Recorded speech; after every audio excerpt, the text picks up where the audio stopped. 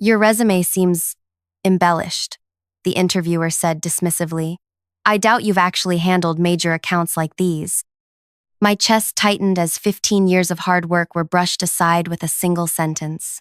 The weight of my dwindling bank account pressed down as I sat straighter. Every achievement listed is genuine, I said quietly. The market expansion strategy I developed. Anyone can write numbers on paper. The interviewer cut me off with a thin smile.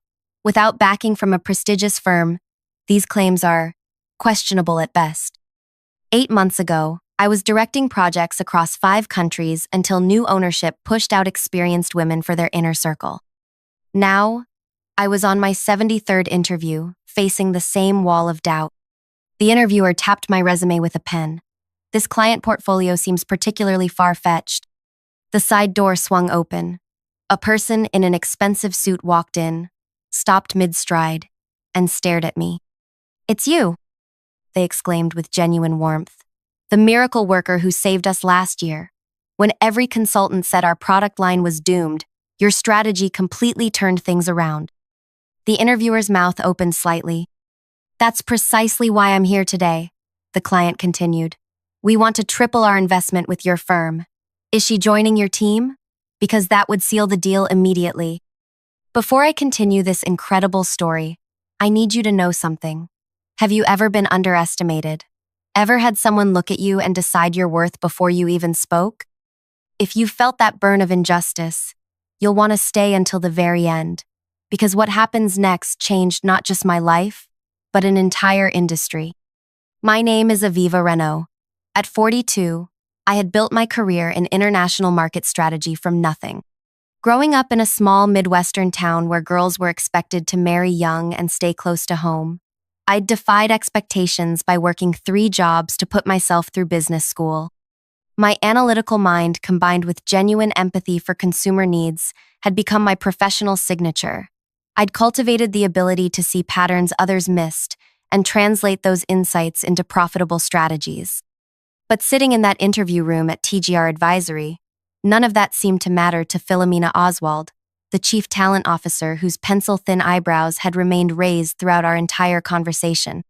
After the client, Elias Bowen, CEO of one of North America's fastest-growing consumer goods companies, left the room, Philomena's entire demeanor transformed. Her rigid posture softened. The critical edge in her voice disappeared. "Well, this is certainly unexpected," she said, adjusting her glasses. "Elias is notoriously difficult to impress. Tell me more about how you worked with his company." I took a measured breath. I designed their Southeast Asian market entry strategy last year. Their previous consultants had recommended against expansion, citing cultural barriers. But I identified specific regional opportunities they'd overlooked. Philomena nodded enthusiastically, as if she hadn't spent the previous 20 minutes questioning my capabilities. Fascinating. And the results? 37% growth in their first 2 quarters, outperforming initial projections by double digits. "Impressive," she said, scribbling notes. "We should accelerate your application. In fact, given your experience, we might consider you for our senior director position. The compensation would be quite generous." The whiplash from contempt to courtship gave me emotional vertigo.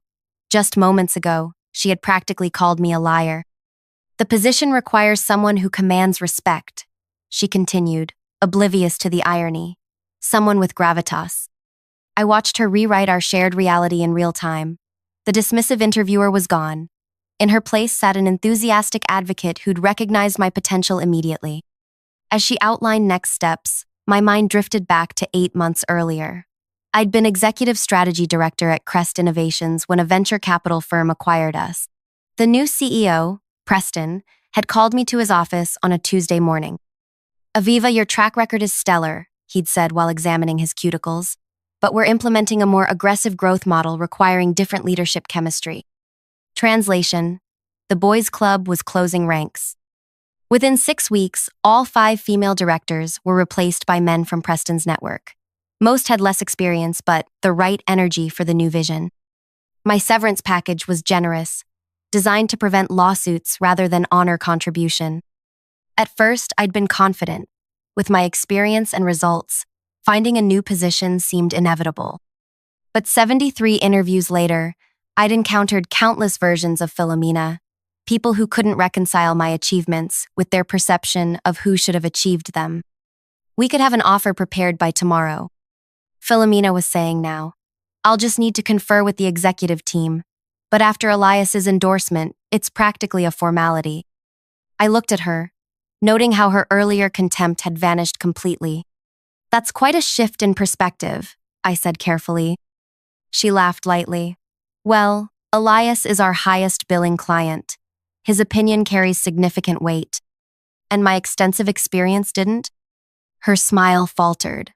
I hope you understand that we have to be thorough in our vetting process. Many candidates exaggerate their ducks. You weren't being thorough, I interrupted quietly. You decided I was unqualified the moment I walked in. That's not true, she protested, color rising in her cheeks. I was simply asking challenging questions. You called my achievements far-fetched and questionable. Those weren't questions, they were accusations. Philomena straightened papers that didn't need straightening. Perhaps there was a miscommunication, but what matters now is that we're very interested in bringing you on board. I gathered my portfolio slowly. I appreciate that. When can I expect to hear about next steps? Her relief was palpable. I'll call you personally by tomorrow afternoon.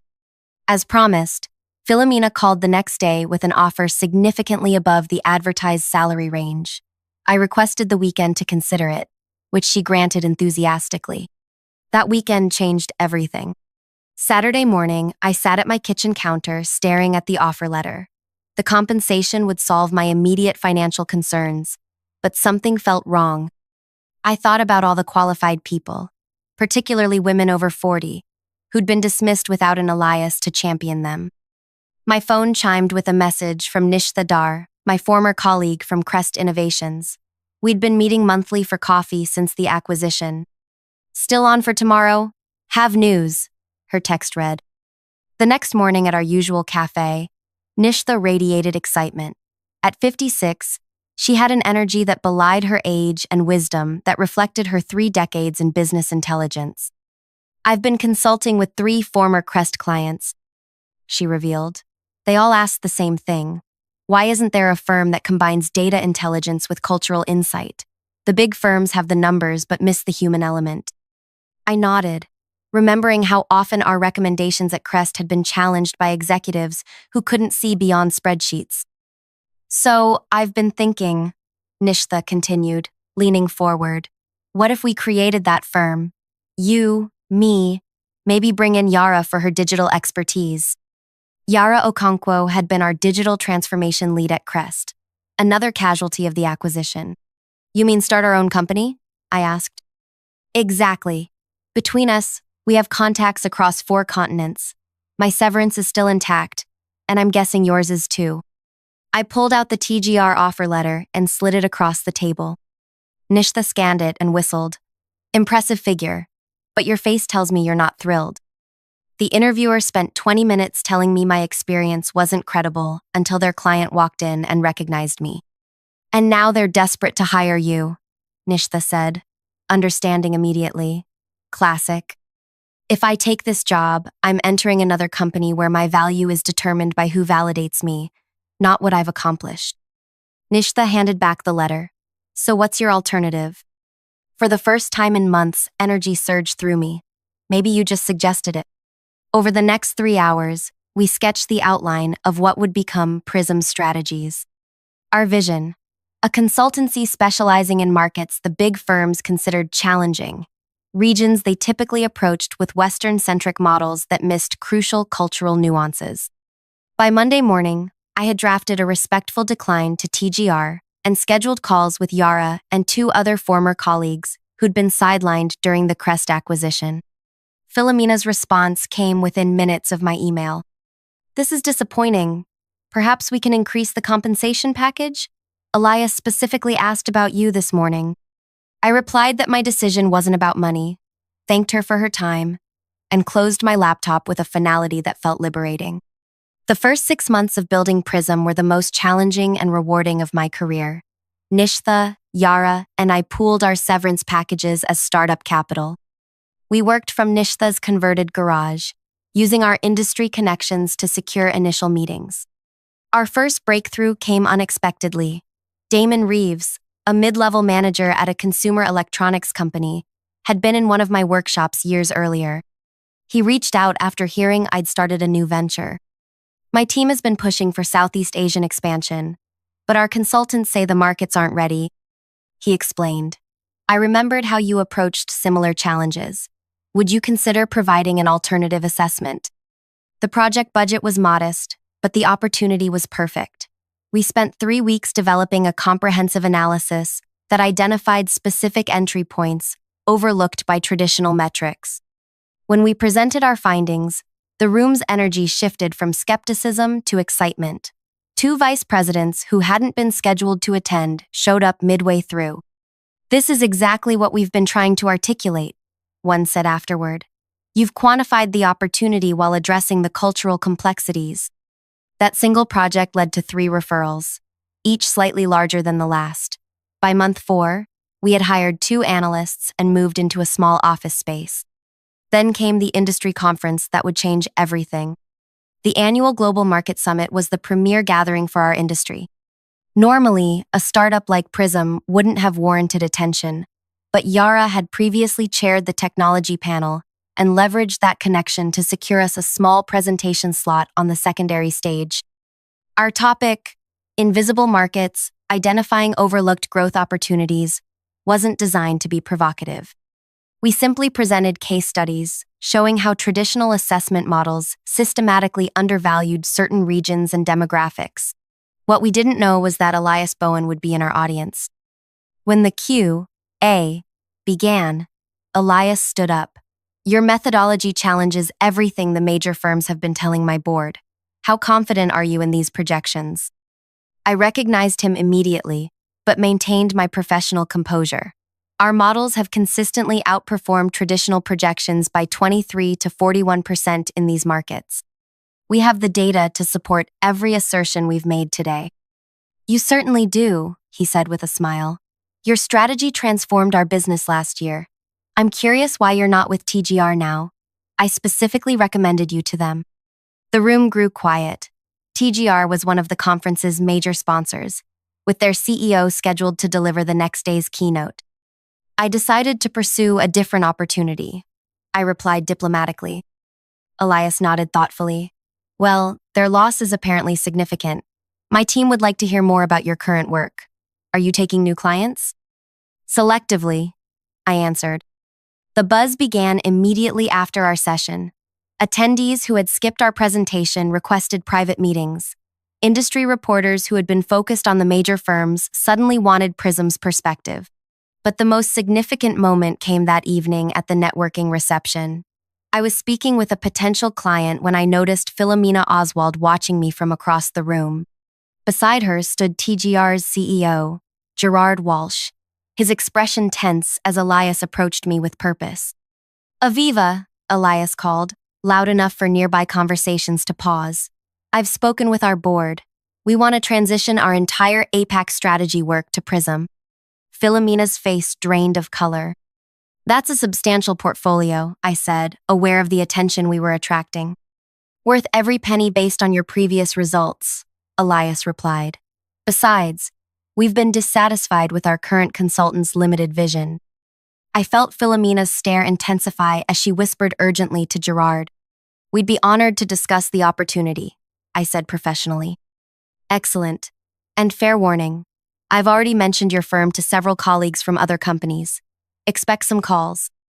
As Elias walked away, Gerard and Philomena immediately intercepted him. Their conversation appeared tense, with Elias shaking his head repeatedly. Later that evening, Gerard approached me at the bar. Aviva, isn't it? Gerard Walsh, CEO of TGR. I understand there was some confusion during your interview process with us. No confusion, I replied evenly. Your talent officer made her assessment quite clear until Elias changed her mind. Gerard winced slightly. Sometimes our processes don't properly identify exceptional talent. I'd like to personally apologize and explore whether there might still be a fit between your expertise and our organization. I met his gaze directly. That's kind of you, but Prism is my focus now. Perhaps a strategic partnership then? Your boutique approach combined with our global resources could be powerful. Before I could respond, Nishtha appeared at my side. Sorry to interrupt, but our next appointment has arrived. No such appointment existed, but her timing was perfect. Of course, I said, turning back to Gerard. It was nice meeting you. The conference marked a turning point for Prism. Within 3 months, we had secured contracts with 7 major clients, including Elias's company. Our team grew to 17 people, each hired not just for their technical skills, but for their diverse perspectives and experiences. If you're enjoying this story so far, I want you to hit that like button right now. Subscribe to our channel and click the notification bell, because we share these real-life business revenge stories weekly. Stories about underestimated professionals who completely transform industries after being dismissed. Your support helps us bring more of these authentic experiences to light. Now, let me tell you what happened next, because the real revenge was just beginning. Our rapid growth necessitated a larger workspace. We found a light-filled office in a converted warehouse district. Nothing extravagant, but with room to expand. I insisted our conference room have glass walls facing the main work area. Transparency would be literal at Prism, not just a buzzword on a mission statement. 6 months after the conference, our client roster had tripled. We'd expanded to 28 team members, each bringing unique perspectives shaped by diverse experiences. When most firms sought graduates from the same 5 universities, we discovered brilliant minds from schools no one in our industry recruited from. Vera, our research director, who'd been rejected by 12 major firms despite her groundbreaking market prediction models, revamped our entire analytical framework. Milo, a 60-year-old former teacher who'd gotten his business degree after 30 years in education, brought psychological insights that transformed our client communications strategy. What made our approach revolutionary wasn't just our diverse hiring, it was our methodology. Traditional firms filtered all market data through established Western economic models. We inverted the process, examining markets through local cultural contexts first, then applying economic analysis. The results consistently outperformed industry standards by staggering margins. One Tuesday morning, 13 months after founding Prism, Yara burst into my office, waving her tablet. "You need to see this," she said, placing it before me. The industry newsletter headline read, "TGR launches new division, Horizon Markets." The article detailed how TGR was creating a specialized unit focused on undervalued international markets with unique cultural considerations, nearly identical language to Prism's marketing materials. "They're copying our entire model," Yara said, crossing her arms. I skimmed the article, and guess who's heading the division? Who? Philomena Oswald. Yara's eyes widened. The same woman who said your experience wasn't credible? The very same. Later that day, Nishtha discovered something even more concerning. TGR had scheduled meetings with 3 of our biggest clients, offering similar services at significantly reduced rates. "They're undercutting us by 30%, Nishtha reported. "They can afford to operate at a loss to capture market share." I leaned back in my chair, considering our options. They can copy our approach and undercut our prices, but they can't replicate our team or thinking. Let's accelerate development of the assessment framework. The framework Nishtha and I had been developing was our most innovative creation yet, a talent assessment model that identified overlooked potential in job candidates by evaluating skills through scenario-based challenges rather than traditional credentials. "It's still in beta," Nishtha cautioned.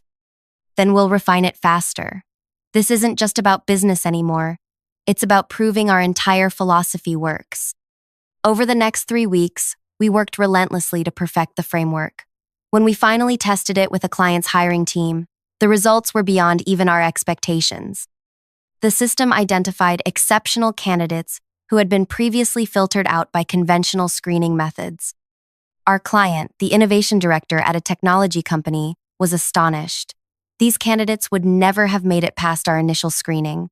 Their backgrounds don't fit our usual pattern. "That's precisely the point," I explained. "Excellence doesn't follow a single pattern." Word spread quickly. While TGR focused on copying our market analysis approach, we shifted the conversation entirely. Instead of just helping companies find overlooked markets, we now help them find overlooked talent to develop those markets. 2 months later, we received an unexpected email from Darian Winters, TGR's Director of Client Services, requesting a meeting. Curious about their intentions, I agreed. Darian arrived precisely on time, impeccably dressed and visibly uncomfortable. After brief pleasantries, he got straight to the point. TGR would like to discuss the possibility of acquiring Prism strategies, he said. Our board believes there could be significant synergies between our organizations. I kept my expression neutral despite my surprise. That's an interesting proposition. May I ask what prompted this interest? Your growth has been remarkable, he replied carefully. Your methodologies, particularly your talent assessment framework, have generated considerable attention in the industry. The same methodologies TGR is currently attempting to duplicate? He shifted in his seat. There may have been some parallel development, but our leadership recognizes that your team has a unique approach that would be valuable to our organization. I see. And who proposed this acquisition?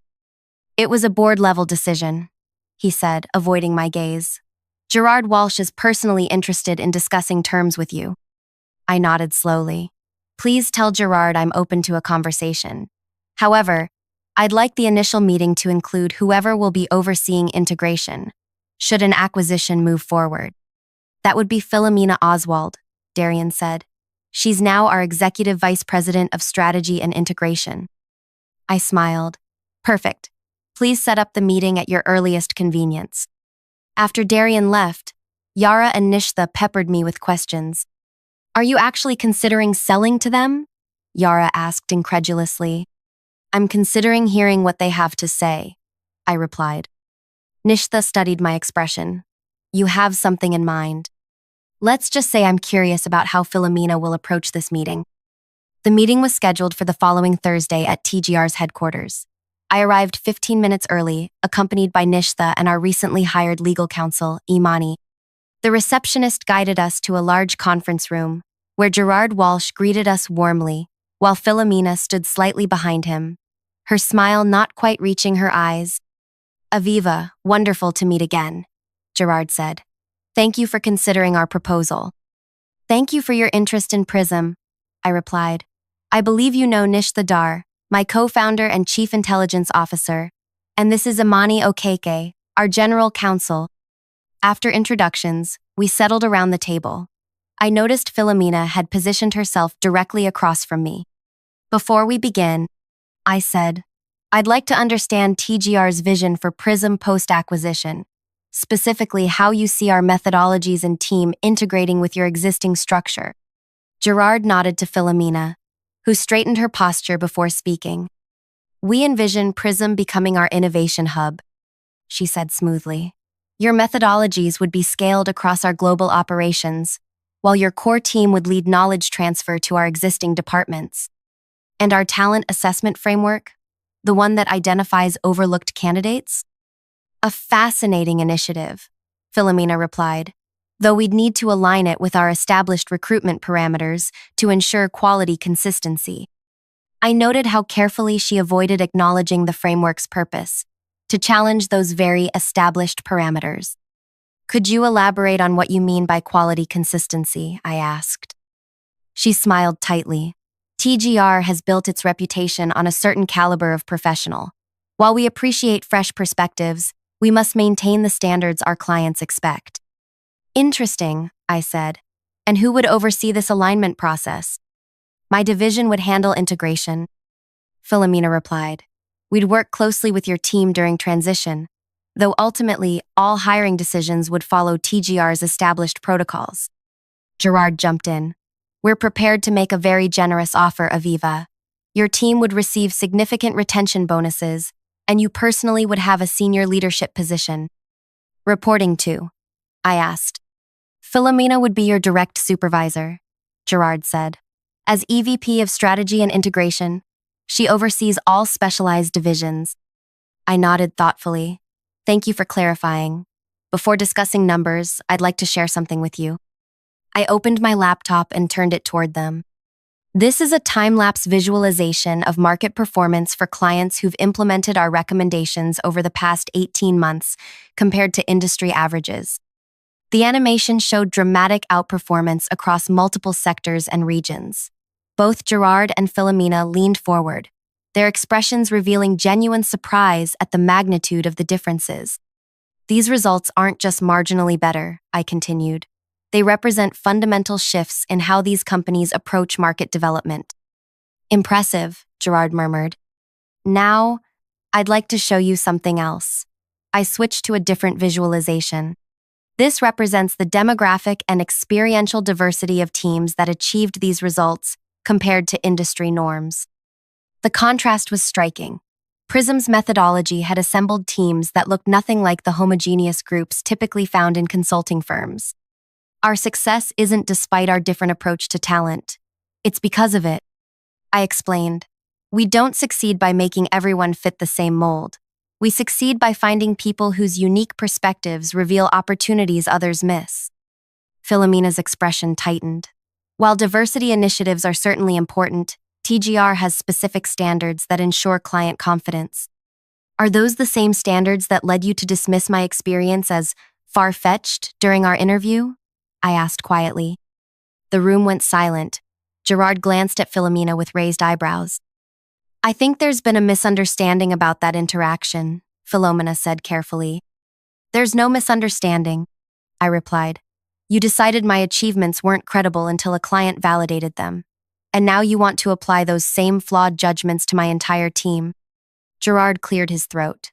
Perhaps we should focus on the financial aspects of the potential acquisition. Actually, I said, I have a counter-proposal. I opened a folder and slid documents across the table. These are our terms for considering an acquisition. Gerard scanned the first page, his eyebrows rising. This is unconventional. So is our company? I replied. Philomena frowned as she read. This stipulates that Prism would operate as an independent division with complete autonomy over hiring and methodology. Correct, I said. And this section, Gerard continued, requires the creation of a new department dedicated to inclusive hiring practices, with authority to review and override standard recruitment processes. Also correct. Philomena's voice turned cold. This effectively dismantles our entire talent acquisition approach. It transforms it, I corrected, based on proven results. And you would personally oversee this department? Gerard asked, reaching the final page. Yes, with full executive authority and direct board reporting. Philomena placed the document down carefully. This is completely unacceptable. You're essentially demanding control over how TGR hires across the entire organization. I'm proposing a system that identifies excellence wherever it exists, I replied calmly, something your current approach consistently fails to do. Gerard looked troubled. Aviva, while your results are impressive, this goes far beyond a standard acquisition. You approached us because our different perspective creates exceptional value, I said. If you want that value, you need to embrace what makes it possible. We need to discuss this internally, Gerard said, gathering the papers. Of course, I replied. We'll await your response. 3 days later, Darian called to request another meeting. This time, Gerard arrived alone. Your conditions have created quite a stir, he said after we settled in my office. Philomena was strongly opposed. I'm not surprised. But our board reviewed your performance data, he continued. The results are undeniable. They've authorized me to continue negotiations with some modifications to your terms. He presented a counter-proposal that preserved most of my core requirements but reduced the scope of the talent department's authority and extended the implementation timeline. This represents significant change for TGR, Gerard explained. The board needs reassurance that these new approaches will be implemented responsibly. And Philomena's position on this?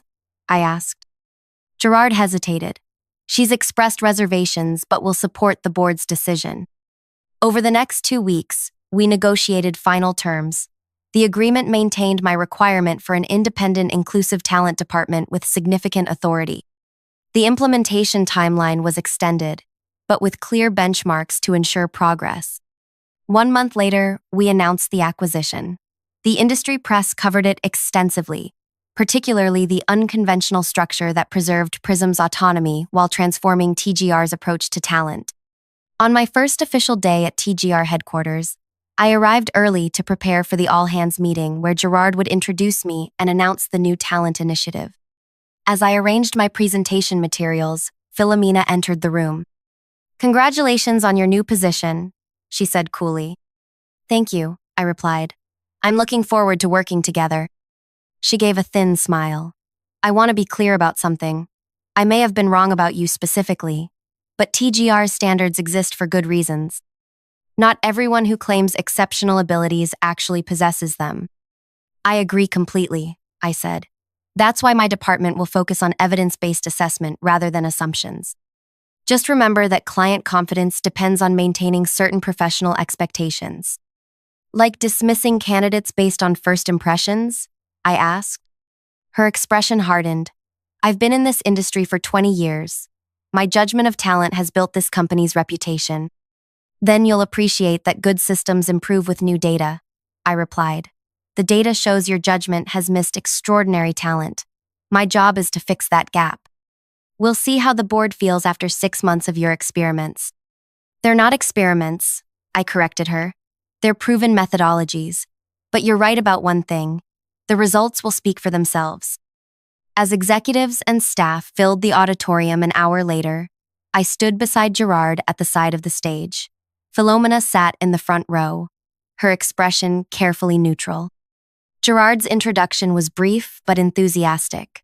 When I took the podium, I surveyed the room of nearly 300 employees, noting their varying expressions from curiosity to skepticism.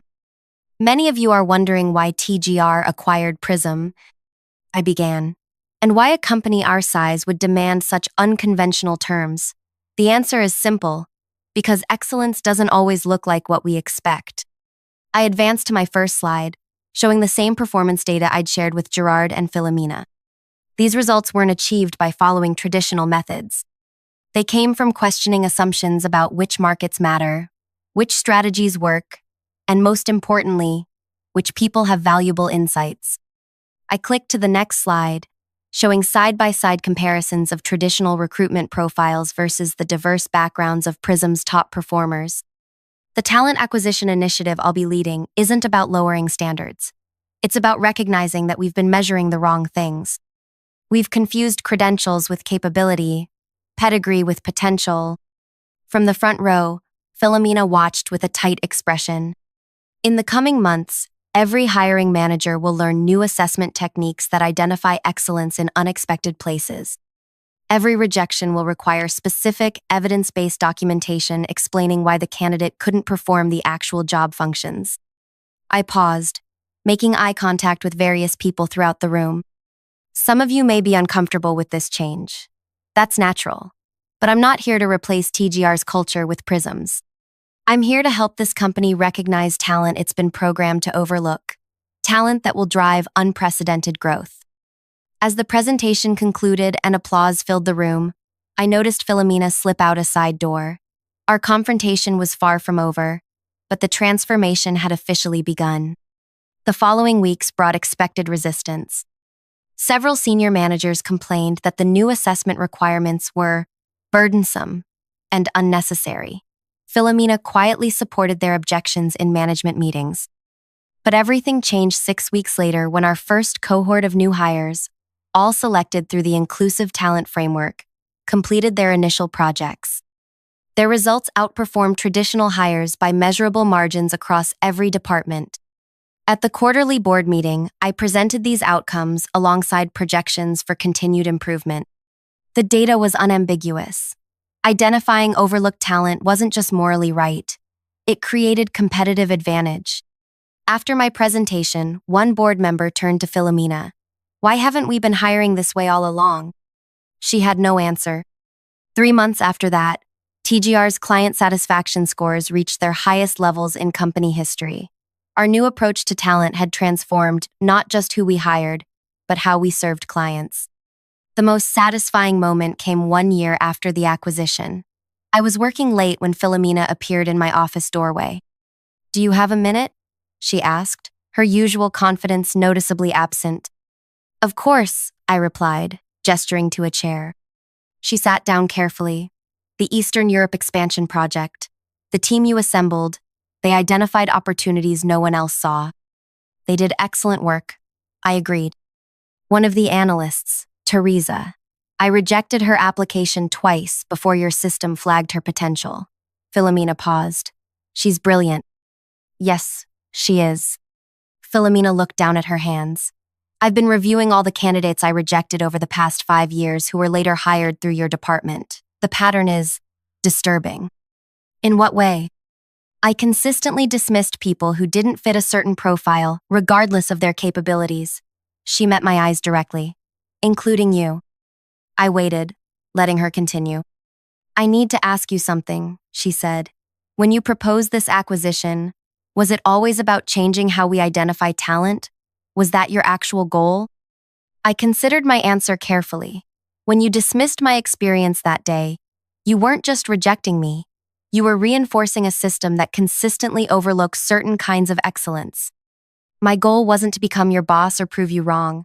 It was to ensure that system couldn't keep hurting people with valuable contributions to make. Philomena nodded slowly. I've requested a transfer to lead our Asia-Pacific division, she said.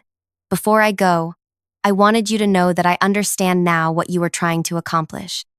As she stood to leave, I said, Philomena? She turned. Excellence comes in many forms, including the ability to recognize when our judgment needs recalibration. A small smile touched her lips. Perhaps that's the most important skill of all. 2 years after founding Prism, what began as my personal quest for validation had transformed an entire industry. TGR's inclusive talent approach became the new standard, with competitors scrambling to replicate our results. The consulting world, long dominated by narrow definitions of excellence, was opening to voices and perspectives previously excluded. My revenge wasn't in humiliating Philomena or taking her position. It was in systematically dismantling the arbitrary barriers that let mediocre gatekeepers decide who deserves opportunity, ensuring they could never again dismiss someone like me. Have you ever been underestimated, only to prove everyone wrong? Share your experience in the comments below. Your story might inspire others facing similar challenges. And if you found value in this journey of transformation against all odds, please hit that like button and subscribe. Every week we bring you real stories of professional redemption that prove success is the best revenge. Hit the notification bell so you never miss an episode, and let us know what industry's gatekeepers need to be challenged next.